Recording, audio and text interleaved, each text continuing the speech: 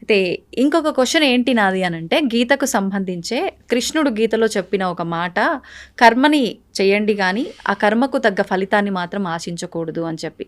అంటే మనుషులం అన్నాక ఖచ్చితంగా ఏదైనా చేస్తున్నాము అనంటే దాని నుంచి ఏదో ఒకటి మనకు కొంత లాభం పొందాలి అనే ఆలోచన ఉంటుంది కదా ప్రభుజీ.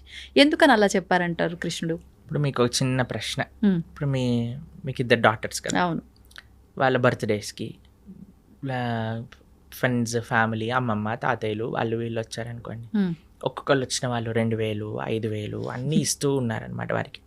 అప్పుడు మీరు ఏం చేస్తారు? బర్త్డే అయిపోయాక, ఉమ్, నాన్న ఎన్ని వచ్చాయి మొత్తం కౌంట్ చేసి నాకు ఇవ్వు, నేను పిగ్గీ బ్యాంక్లో పెడతాను, ఎప్పుడైతే నీకు అవసరం ఉంటుందో అప్పుడు ఇస్తానని చెప్తాను. ఆ. ఓ 50,000 వచ్చాయా, ఏదన్నా చేసుకో అని చెప్తారా మీరు? చెప్పం. ఏమంటారు మీరు? ఖచ్చితంగా తీసుకుంటాము, దాన్ని తీసుకుంటారు, జాగ్రత్త చేస్తాం. పెడతారు కదా. అవును, అది మీరు వాడేసుకుంటారా?